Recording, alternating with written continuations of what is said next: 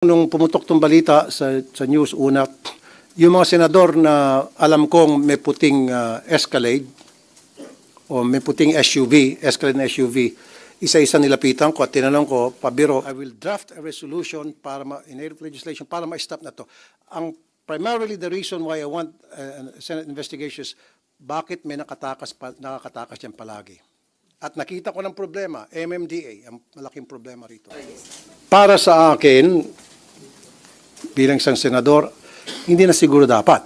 Ako, I don't know sa iba, pero ako, I don't need it. Why would I need it? To tell the people na ako'y senador? Parang, am I entitled? I was voted by the people to serve them, not to be above them para makaiwas sa traffic. Dapat hindi ganon. Dapat, kung talagang gusto mong secured ka, hindi mo gagamitin ng protocol plate. Kasi pag ginamit ng protocol plate, aha, senador to, edi target ka, easy target ka, sitting duck ka. Whereas pag gumamit ka ng regular plate, hindi malalaman kung sino ka. That's bullshit, I'm sorry. Kalokohan nyo na sasabihin, for security reason, kaya gagamit ako ng protocol plate. Hindi, kaya bangan yun. I don't know. Sa iba siguro, maaari, they need the protocol plate for whatever reason, one way or the other. They might have their own personal reason. But for me, I don't need that. In fairness sa senador, baka hindi niya alam. Sino po ba yung senador, sir? Nakausap niyo na sila yung senador. Nakausap mo si Senator Sherwin? Nakausap niyo po ba siya? Yung senador, today, hindi. Pero noong mga nakarang araw, biro-biroan, nilapitan ko yung ilan sa mga senador na alam ko na merong puti na SUV. Sinabi nila na hindi ako yan, hindi ko ako yan. And true enough, hindi nga talaga sila. Dahil kamag-anak ka ng isa sa kanila.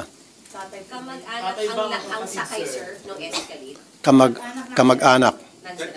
Yung VIP nasa likod, kamag-anak ng senador. Father po ba? Brother. Tingnan nyo lang picture. Ano bang itsura doon sa picture? Matanda ba? Ha? Green Meadows ata eh. Sir, tama yung kumakalat na picture na match yun. Dun sa, Ano po? tama yung kumakalat na picture na sa tatay ng isang senador. Hindi ko alam. Basta pinost ko rin sa Facebook ko yon, yung mukha niya medyo may edad na. Tinatanong niyo kung taga saan? Green Meadows daw. So, sir, paano yun? Fake ba talaga o hindi yung protocol plate na gamit nung... Sabi na LTO fake. But that has to be investigated. Baka pinagtatapan ng LTO, nagkamaling LTO, whatever, I don't know. Pero why would that person use a fake plate kung samantalang pwede naman siya humingi sa kanyang kamag-anak? Na maaari, walang permiso siguro, in fairness naman dun sa kamag-anak, wala siyang permiso, kinuha lang niya dahil kamag-anak nga. And I don't think na kinunsinti ng kamag-anak yung ginawa niya. To be fair, doon sa kamag-anak. Sir, but how did the kamag-anak have access to that plate? Kasi di ba yung kami senador binibigyan ng plate kung gusto namin. And then itong si kamag-anak, mamaya dumalaw sa bahay, nakita niya sa garay, uy, akin na lang to, hindi mo pala ginagamit, akin na to, kinuha. Sige, sa iyo na. Sir, pwede po ba talaga yun na ipagamit ninyo? Bawal. Hindi transferable yung... You have to be in the vehicle. Yes. Dapat yung protocol plate na in-issue sa isang senador, dapat senador lang ang may karapatang gumamit nun at hindi mo pwede i-transfer sa mga kamag-anak. Not even to your children, even to your wife. Sir, bakit sabi ni SP? Sabi ni SP, Kaya nag-isakay, tapos na inhatid, di ba?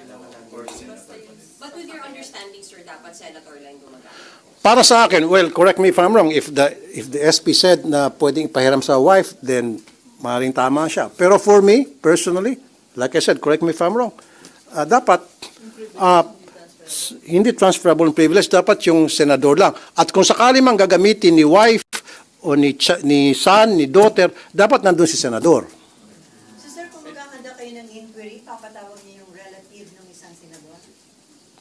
Well, hindi pa naman natin nalalaman kung sino siya, unless na ma-identify na talaga. Sir, pero your intel, kilala niyo na, sir. Hindi niyo lang pwedeng sabihin sa amin. Tama po ba, sir? Yung intel na binigay sa akin, yes.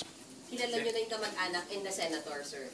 Sir, Yes. pero lumalabas kasi na yung car na yun ay ginagamit ng company na listed under the names of William and Kenneth Gatchalian. Tama, hindi, tama sa information. Tama ba? Information ka? Galing sa iyan. This is information. Information is Well, ang may-ari ng sasakyan ay Orient Pacific Corporation, na kung saan board members nga yung mga binanggit mong pangalan. Sino po yung board member? Binanggit niya. William and Kenneth Gatchalian. Anong pangalan? William and Kenneth Gatchalian. Okay. You have the same information. Quote him. Sir, same information, just to confirm. Yes. Okay. Base sa intel ko, mukhang tumutugma. Okay. At validated yung intel na yun, sir. Well, A1 info yung sa. Yeah, that has to be investigated. Yeah. Bilang committee chair ng Senate Committee on Public Services ng Senate, siguro yun isang imbestigahan ko kung paano ba ang maging sistema sa pag-issue ng protocol plates. Kasi naabuso na eh. So, lahat na po, lahat ng process. Of course, hindi natin papakialaman yung sa Presidente, sa Vice President, Supreme Court Justice, Senate Speaker, Senate President. So, But, sir, just to be clear, kahit po humarap na yung driver nung Escalade, mag-iimbestiga pa rin po kayo. yes, pag umarap na yung driver, tapos na-sanction na yung driver, at nag-apologize yung may-ari kung ano pwedeng maipataw na parusa doon sa may-ari o sanction, I will still investigate. Why? Doon naman ako sa MMDA. Dahil napaka-incompetent nitong MMDA for the longest time. Nakita naman natin, ulitin ko, for the nth time, dumidi pa dyan yung mga traffic enforcer sa mga patakas ng mga violators. At may kita mo, may mga motor doon ng MMDA, pero yung mga motor doon, yung payatot na motor, hindi panghagad.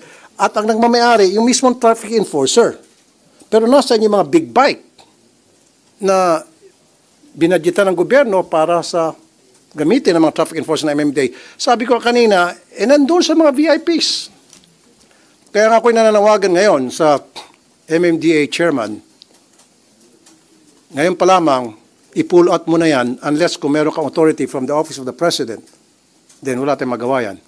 Pag walang authority from the Office of the President, i-pull out mo lahat yan. Pagtrabahuin mo dyan sa EDSA. Gamitin yan. At wala na dapat mga funeral na escort. Sir, so far kasi ang humarap pa lang yung driver, pero sa investigation niyo po ba, pahaharapin niyo rin yung sakay ng Escalade? Like I said, pag umamin na, hindi natin siguro kailang paharapin pa.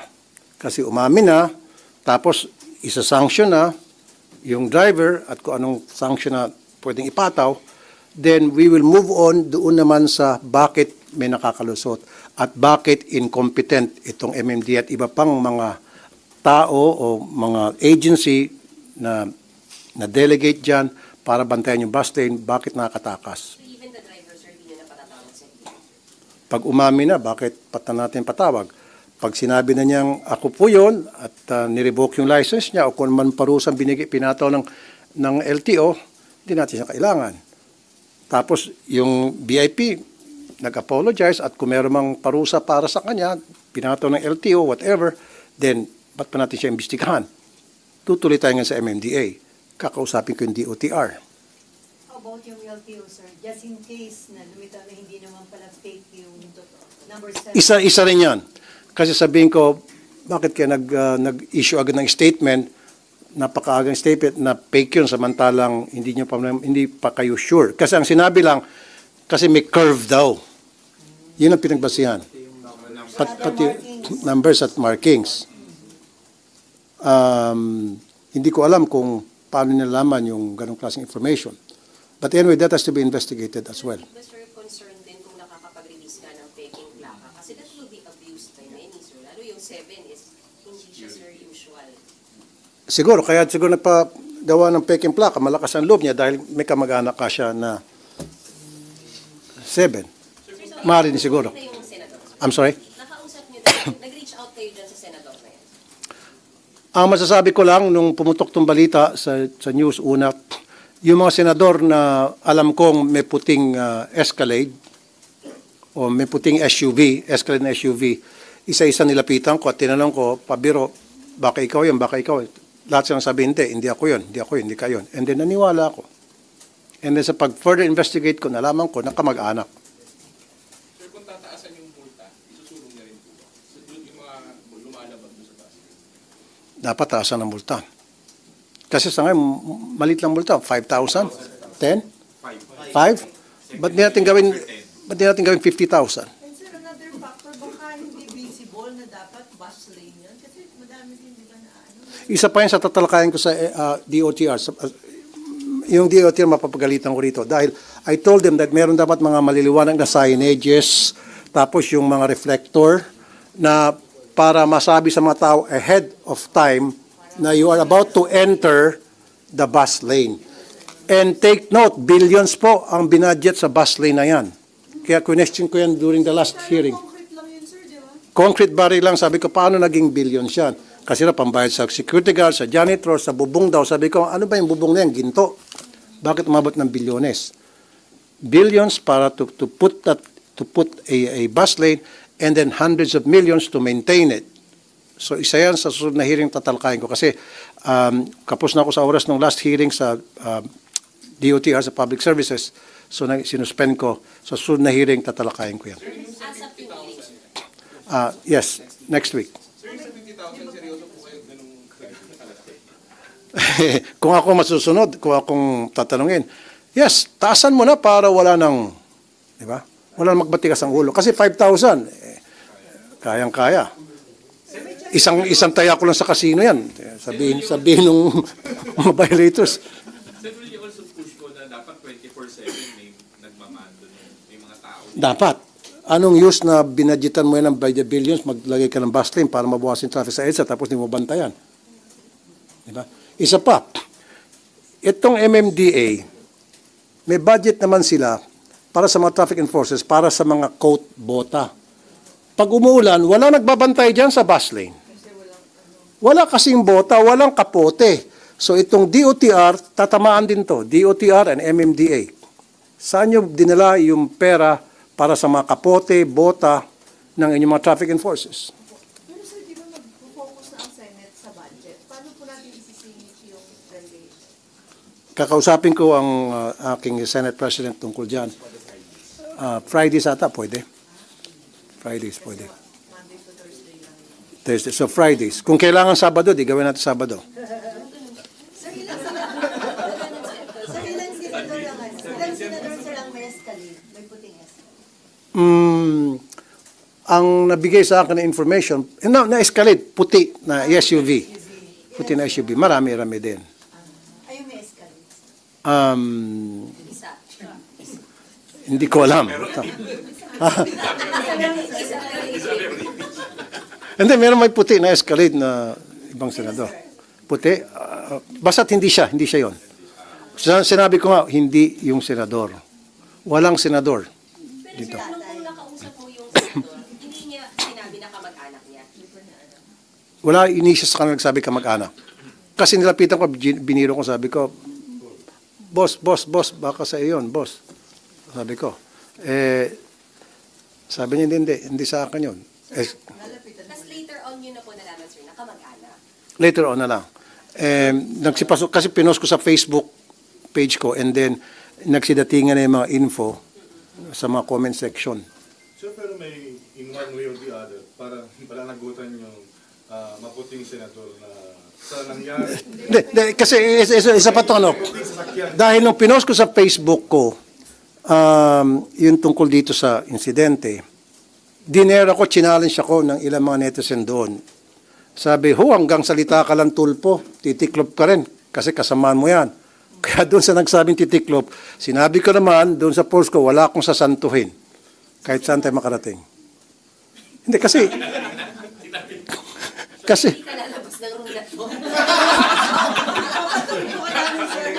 Hindi, kasi talagang hanggang sa... Kaya doon sa... Nag-violate, doon sa VIP, umamin ka na lang. I-surrender mo yung tunay mong driver, and then mag-apologize ka, humarap ka, and then kung ano yung ipapato, kung meron may ipapato na sanction ng LTO sa iyo o ng other agency sa iyo, tanggapin mo yon. Magkano lang yan kung may multa. Hindi ka naman siguro makukulong for that. At hindi naman ikaw ang driver. Siguro kahiyan lang. So, kaya mo naman yun. Ilang araw lang, mawawalan din yung kahiyan na yan. Sir, better Meaning back. itong nakita nating driver na to, hindi siya yung driver? May lumutang na driver, I've heard, pero I don't know if that's the true driver o fall guy lang siya. I don't know. We can tell until talagang gumulong properly investigation at lumabas yung katotohanan. Pero fair ba? Kasi ang hinaharap nga nila, sir, yung driver, but not the VIP. But for your part, gusto nyo, sir, dapat humarap din sa LTO, sir, yung VIP na sakay. Correct. Kasi bakit? Kawawa naman si driver. Kasi si driver, sumusunod lang sa utos ni VIP. Hindi naman pupunta si driver doon sa bus lane kung hindi inutusan ni VIP. Yun lang yun eh. Bakit natin palagi iniipit yung malilit na tao? Dilis lang itong si driver. Ang pating, yung nasa likod. Pero sir, better ba kung yung senador payuhan yung kanyang relative na mag-service na nga at mag-apologize? Nasa kanya yon. Sir, very detailed yung flight details nyo, yung from Narita to Tal. So, identified naman doon sa flight details, di ba, kung sino yung VIP na yun. Hanapin nyo. Tingnan nyo doon. Tingnan nyo doon. Hindi ko eh. Kasi may data privacy kaya ayaw ibigay sa akin ng Philippine Airlines. I was trying to ask Philippine Airlines pero sabi, sorry, may data privacy. Pero baka sa inyo, pwede. Sir, pag di nyo daw in-identify, ipapatulog ko yun sa Okay? Okay na tayo? Sige, thank you.